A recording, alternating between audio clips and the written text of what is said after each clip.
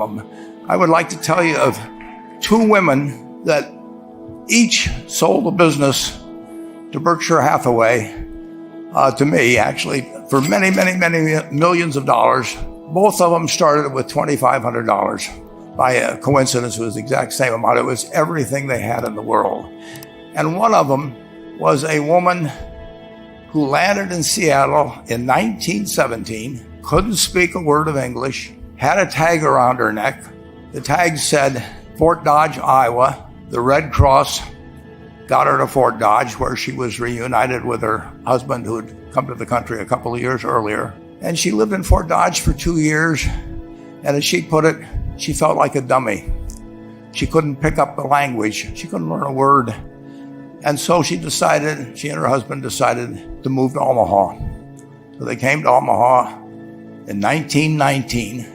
And there she found a small colony of Russian Jews, so she started feeling more at home.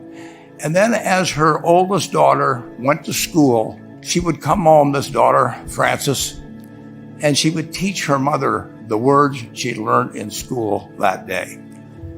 And this woman, Rose Blumpkin, spent 20 years saving money, bringing first her siblings over, her mother and father, $50 at a time. She sold used clothing to do it. She had 4 children during this period.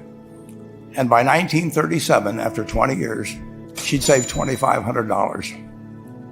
She went to Chicago and she bought what she could of furniture. Her dream had always been to open a furniture store. And this woman who had never gone to school one day in her life, with $2,500, but with the same spirit that the people in this room had about having a dream and working to accomplish that dream, she built a business which she sold to me in 1983 for $60 million approximately, and which did $1.5 billion worth of business last year. The 4th generation is working in that business.